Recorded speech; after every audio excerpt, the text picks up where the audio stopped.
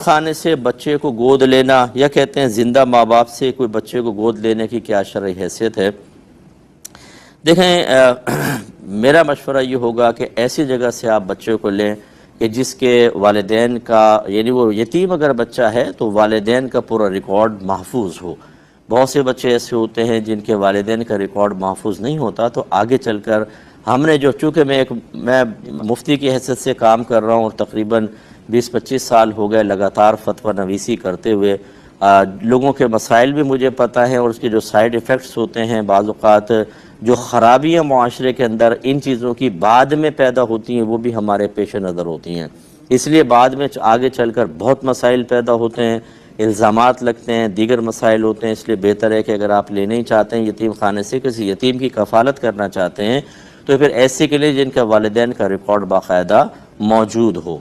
और ज़िंदा माँ बाप का बच्चा लेना, मैं अगरचे इसमें जवाज़ का हुक्म दिया जाता है, लेकिन मैं इसको आजकल के दौर के एतबार से बिल्कुल मना करता हूँ। वजह इसकी ये है कि कितने बच्चे ऐसे हैं कि बहन को दे दिया, भाई को दे दिया, इसके बाद जो वालिदैन पर उसकी तरबियत की ज़िम्मेदारी थी वो गई, इसके बाद जो प्यार मोहब्बत वालिदैन का एक हिस्से का था वो गया। बाज़ औक़ात उसको वरासत से महरूम कर देते हैं। सगे भाई बहन कहते हैं भी तुम तो उधर चले गए थे, अब तुम्हारा कोई हिस्सा नहीं। इसमें झगड़ा फड्डा फिर उन लोगों की तरफ से बाज़ औक़ात ऐसा होता है कि क़त्अ रहमी के मामलात हो जाते हैं। जैसे एक बहन ने कहा कि मेरे शौहर ने ज़बरदस्ती मेरा बेटा अपनी बहन को दे दिया, उसके बच्चा नहीं हो रहा था। अब जब वो मिलने आते हैं मेरे बच्चे को लेकर नहीं आते हैं, अकेले मिलने आ जाते हैं ताकि कहीं ऐसा ना हो कि ये माँ की शफ़क़त जाग जाए और ये अपने बच्चे को वापस ले ले। आप देखें कितना बड़ा जुल्म अज़ीम है, ये हराम और गुनाह कबीरा है कि क़त्अ रहमी हराम है। लोग ये तो देख लेते हैं कि जी लेना तो शरअन जायज़ है ना, आपको बाकी शरई उसूल पता है, दीन की ABC हमने सीखी नहीं होती, आगे चल के जो ख़राबियाँ पैदा होती हैं उसमें हम ना शरई रहनुमाई लेने के लिए तैयार होते हैं, पहले ले लेते हैं। लेना जायज़ है कि नहीं? जायज़ है।